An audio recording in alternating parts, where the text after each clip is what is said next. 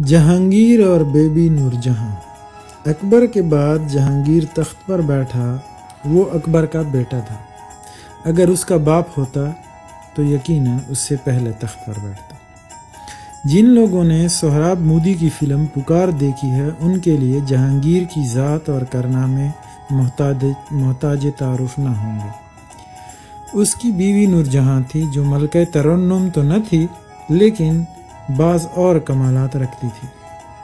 ابھی نو عمر ہی تھی کہ لوگوں کے کبوتر پکڑ کر اڑا دیا کرتی تھی، خصوصاً ولی عہدوں وغیرہ کی۔ بعد میں ایسی زوردار ملکہ ثابت ہوئی کہ بڑے بڑے کے ہاتھوں کے طوطے اسے دیکھتے ہی اڑ جایا کرتے تھے۔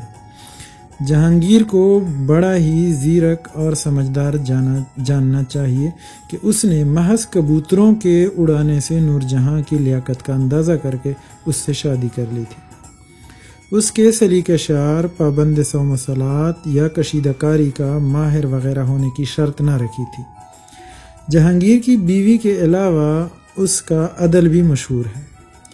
اس نے محل کے باہر ایک زنجیر اور زنجیر سے 1 گھنٹہ لٹکا دیا تھا۔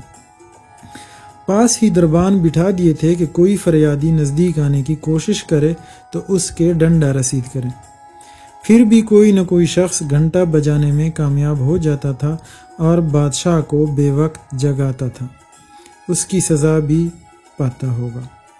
جہانگیر کا عدل اس کے زمانے کے حساب سے تھا۔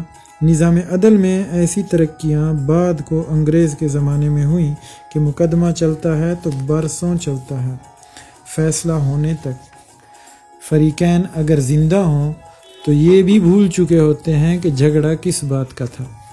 زنجیر اور گھنٹے والا نظام آج رائج کیا جائے تو یہ خطرہ ہے کہ لوگ یہ چیزیں ہی چرا لے جائیں گے، بیچ کھائیں گے۔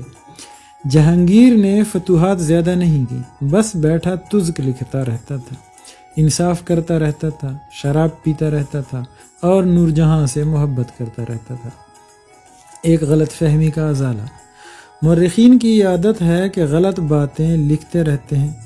ایک بات یہ لکھ دی کہ جہانگیر نے شیر افگن کو، جو نور جہاں کا پہلا شوہر تھا، مروا دیا تھا تاکہ اس سے شادی کر سکے۔